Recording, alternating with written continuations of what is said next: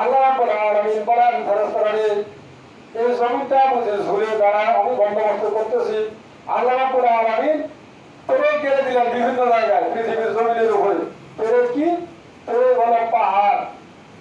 এই পাহাড়গুলোকে আল্লাহ তাআলা তখন পেরেক হিসাবে ব্যবহার করলেন। বিভিন্ন জায়গায় পাহাড় রয়েছে, এই পাহাড়গুলোকে আল্লাহ তাআলা পেরেক হিসাবে ব্যবহার করলেন, পেরেক গেড়ে দিলেন।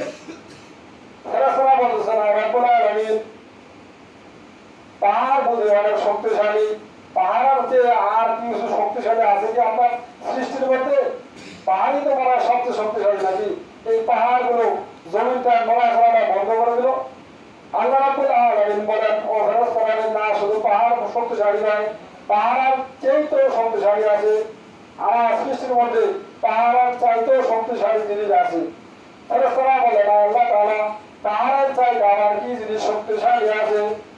আল্লাহ রাব্বুল আলামিন বললেন পাহাড়ের চাইতে শক্তিশালী হলো লোহা। লোহা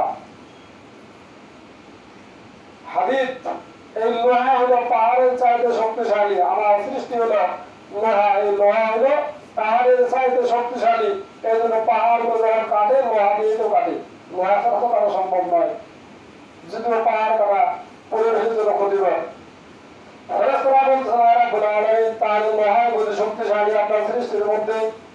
আল্লাহ রাব্বুল আলামিন বলেন ফেরেশতারা না, লোহা শক্তিশালী নয়, লোহার চাইতেও শক্তিশালী জিনিস আছে। ফেরেশতারা বলেন আরো শক্তিশালী আছে। আল্লাহ রাব্বুল আলামিন বলেন হ্যাঁ, লোহার চাইতে শক্তিশালী আছে। বলে কি? বলে লোহার চাইতে শক্তিশালী হলো আগুন। আগুন লোহাকে মুহূর্তের মধ্যে গলায় পানি করে ফেলবে, আগুনের এত শক্তি। ফেরেশতারা বলতেছে তাই বুঝি? তাহলে আগুনে বুঝি সবচেয়ে শক্তিশালী? আল্লাহ রাব্বুল আলামিন বলেন ফেরেশতারা না, আগুনে শক্তিশালী নয়, আগুনের চাইতেও শক্তিশালী জিনিস আছে। ফেরেশতারা বলছেন রাব্বুল আলামিন আগুনের চাইতেও শক্তিশালী জিনিস বুঝি আছে? তাহলে কি? আল্লাহ রাব্বুল আলামিন বলেন ফেরেশতারা আগুনের চাইতেও শক্তিশালী হলো পানি। কি বলেন? যতই বড় আগুন হোক পানি দিয়ে মুহূর্তের মধ্যে নিভায় ফেলা যায়। আগুনের মধ্যে পানি ঢেলে দিলে হোক খতম। ফেরেশতারা বলছেন রাব্বুল আলামিন তাহলে আপনার সৃষ্টির মধ্যে বুঝি পানি সবচেয়ে শক্তিশালী? আল্লাহ রাব্বুল আলামিন বলেন ফেরেশতারা না, পানিও শক্তিশালী নয়, পানির চাইতেও শক্তিশালী আছে। বলে পানির চাইতে আরো শক্তিশালী আছে?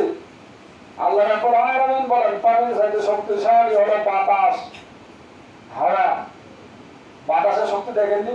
ঘূর্ণিঝড় হলে কি তাণ্ডবটা চালায় পৃথিবীর বিভিন্ন জায়গায়, আমাদের দেশে তো কম, পৃথিবীর বিভিন্ন জায়গায় কি তাণ্ডব চালায় বাতাসে। বাতাস পানির চাইতেও শক্তিশালী। ফেরেশতারা বলতেছেন রাব্বুল আলামিন তাহলে বাতাসই বলি আপনার সৃষ্টির মধ্যে সবচেয়ে শক্তিশালী। আল্লাহ রাব্বুল আলামিন বলেন ফেরেশতারা না, শুধু বাতাসই শক্তিশালী নয়, শক্তিশালী আরো আছে, বাতাসের চাইতে শক্তিশালী আরো জিনিস আছে। ফেরেশতারা বলেন আল্লাহ তাআলা বাতাসের চাইতে আমার কি শক্তিশালী আছে?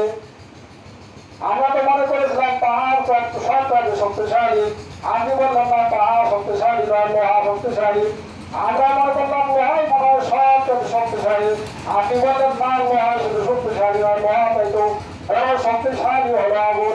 আমরা মনে করলাম আগুনেই মনে হয় সবচেয়ে শক্তিশালী, এর সাথে শক্তিশালী কোনো জিনিস নাই। আপনি বললেন পানি সবচেয়ে শক্তিশালী, আর পানি আগুনের চাইতে শক্তিশালী।